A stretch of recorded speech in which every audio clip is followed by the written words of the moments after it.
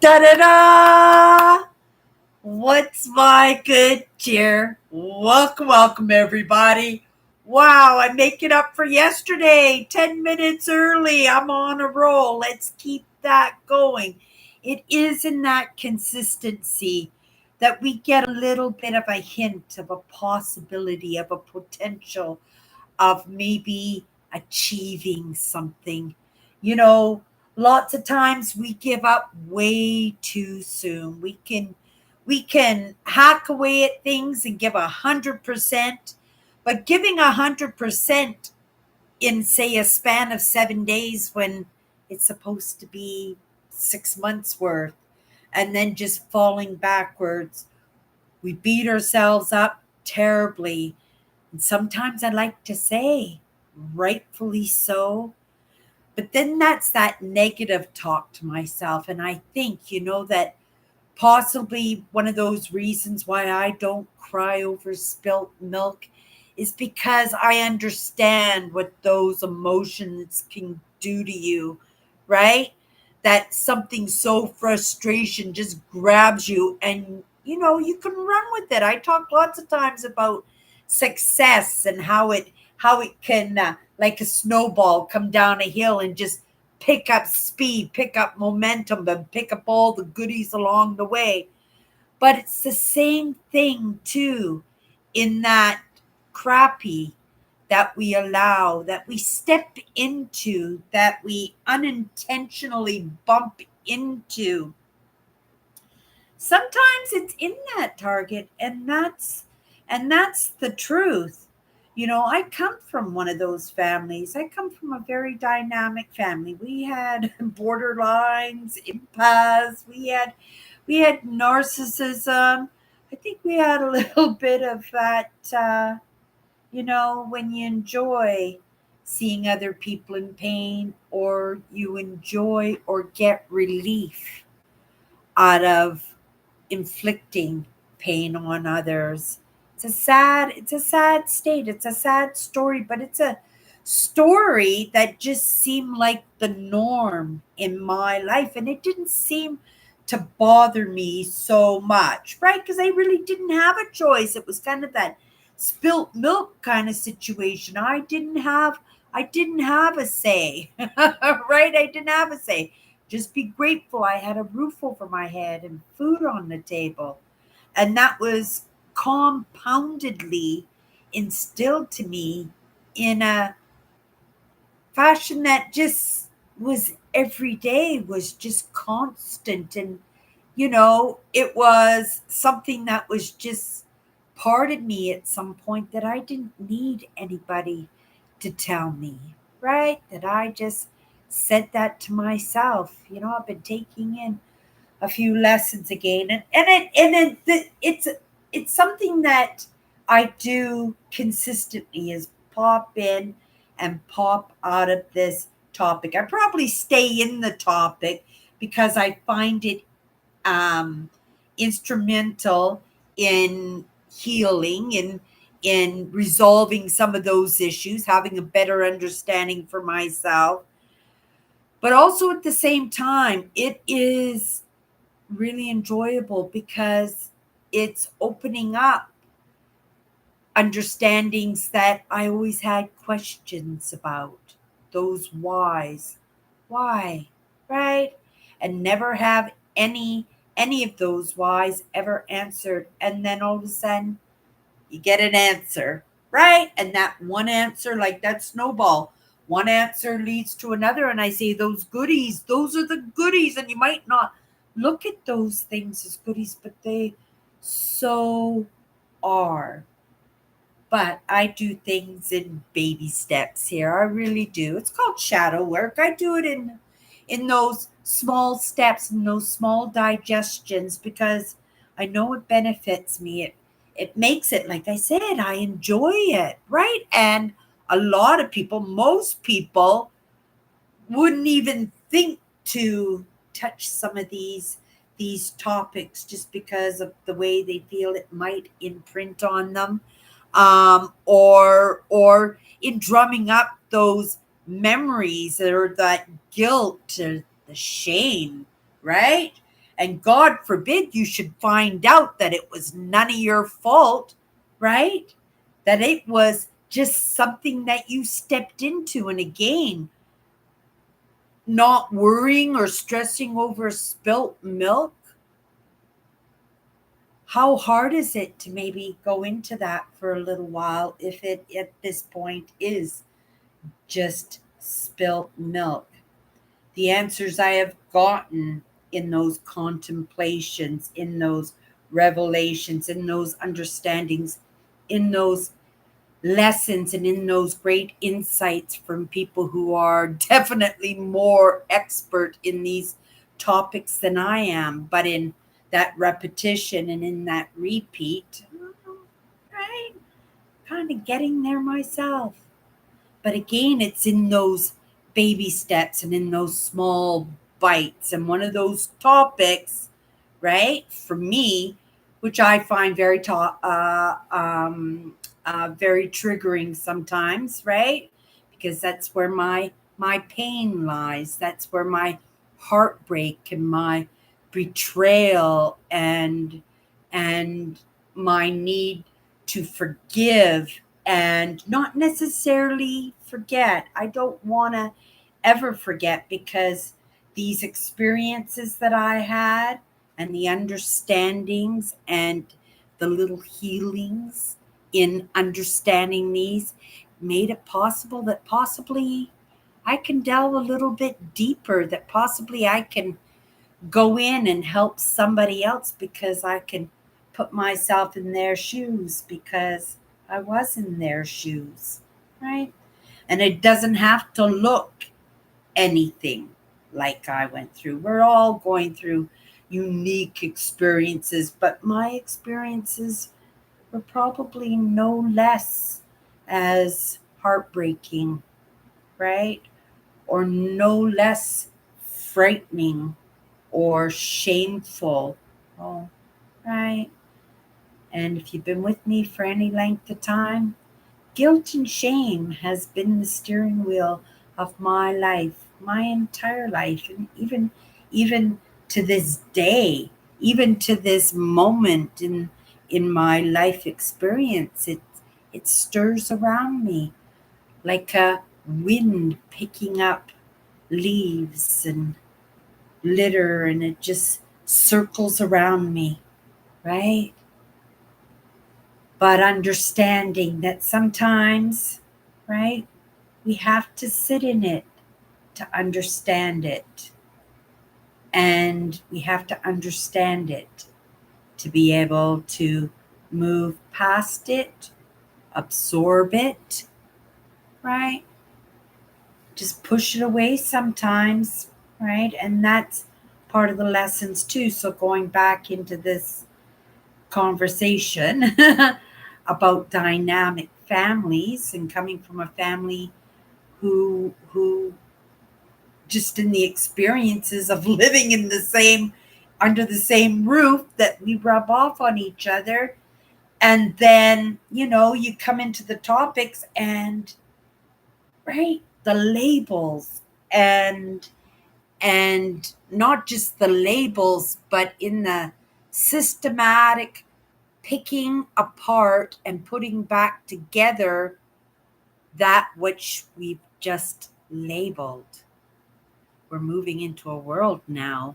It's going to be really hard to put these kind of labels on people because people are like an hors d'oeuvre platter. I certainly am. Coming from my dynamic family, right? With narcissists, empaths, borderlines, introverts, right? That these are skins that I existed with.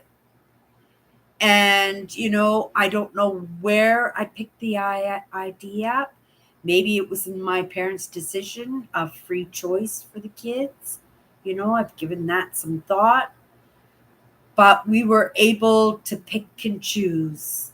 And, in pushing away and in walking in a way, right? That which hurts me, that which betrays me, that which I feel the intent of ill will sometimes, that of course we're going to move towards the light, right? My father being that empath, right? And oh, I did mention codependence,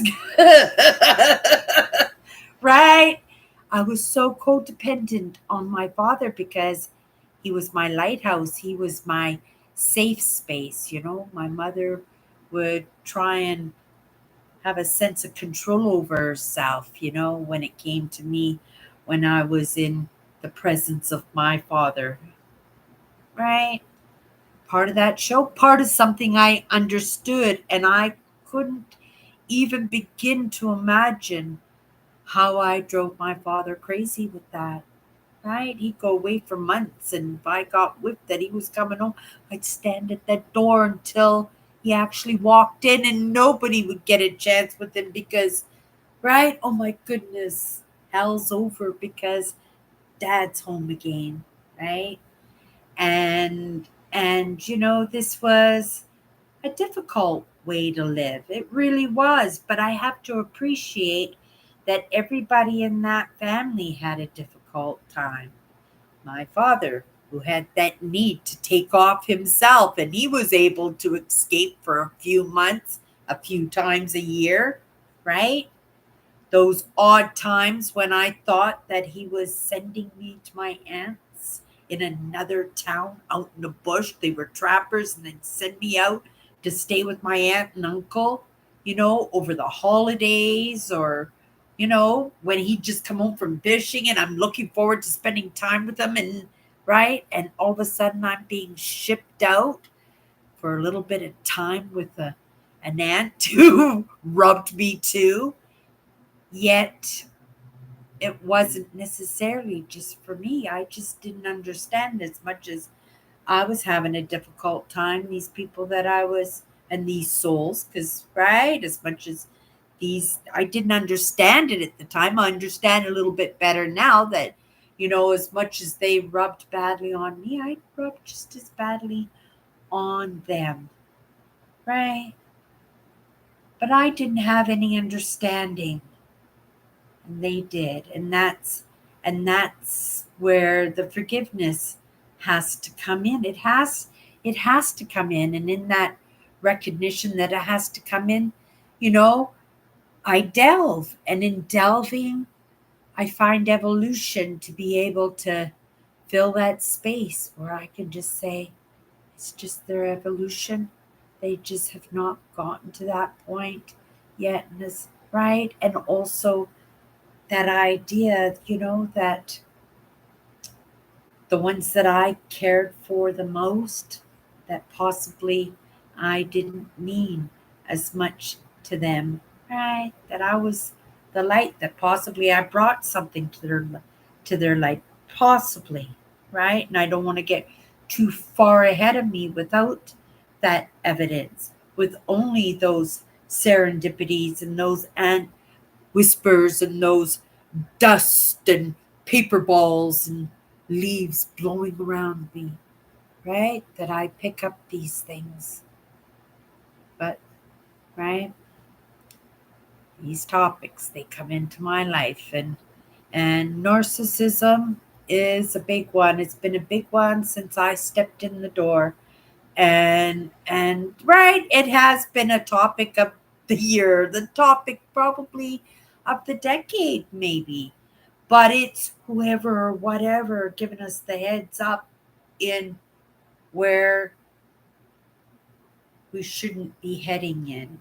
That even though we're stuck in there, we feel like it's spilt milk, we're in it. It's right, like it's not curable, but it's in that willingness. And when you're in it quite often, if you put your heart to the people and the souls that are in your vicinity that are afflicted, or you're rubbing up against them, whether it's good or bad, that it affects us, right? It affects all of us, and we're doing it to each other.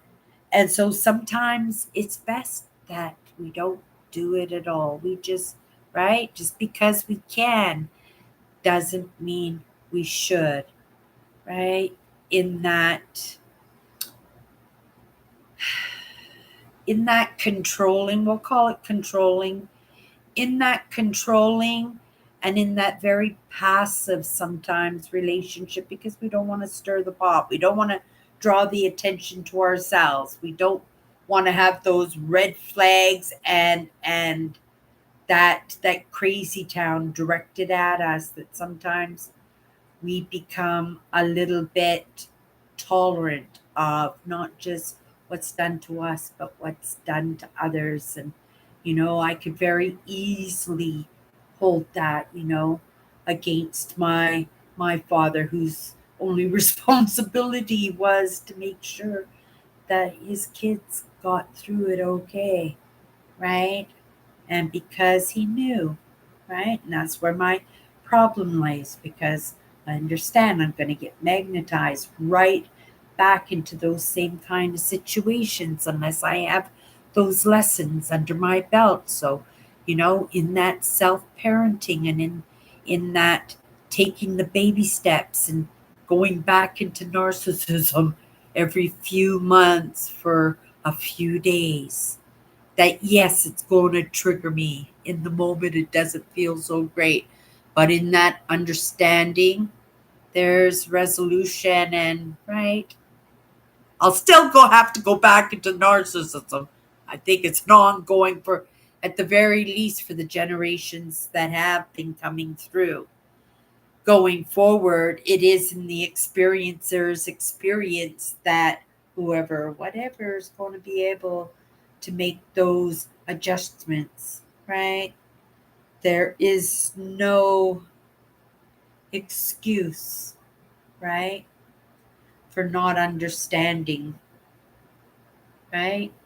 We have to be accountable for the things we get wrong. We can't just go about life doing whatever we want to other souls, right? Without realizing even that it might be a soul.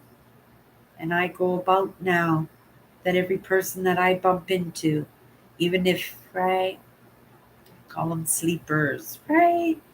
Right? Because that was a very popular term during the Second World War. Because we everybody thought that the Russians were sleeper. Any kind of possibility that in another cultural that might rub us wrong because it was different, right? And I survived a very different household, a dynamic household, but I survived it because I had free choice and I rejected what I felt was not good for me, or not just good for me, but I didn't want it to be a part of me. You know, you grow up thinking, you're going to grow up just like your mom. You're going to grow up just like your mom. Think, oh my goodness, right? No. Right. Or at the time, I would grow up just like my dad. I would just, oh, that's so amazing. Right? I would love that. He's still my greatest person in the whole world, and that's the truth. But it's in his evolution that we get to make mistakes and be forgiven for them, and sometimes even be able to still move with that, right? I got out of that dynamic family no worse for wear, right? No worse for wear. And do that extra work, that little bit of work in those baby steps that I do, that, a lot of it can be resolved. It will be resolved. I'm confident in it because I've seen it in my own evidence in my own life, and that's the truth. And if I can do that for myself, right? I can do that probably for my family, and not just my present family, but for my nieces and nephews and for generations going down the road, right? Let's think even better. It doesn't even have to be my physical family. sitting here right now talking about these things. And all it takes is one hit, and somebody else, right, might be able to munch on something a little bit, right, that gets them a few inches and to be able to take another bite. Okay, you guys, didn't touch on any of the subjects again that I want to talk about, but in any case, I'll come back into my life and take the lesson for myself. You guys have a great night, and we'll see you tomorrow.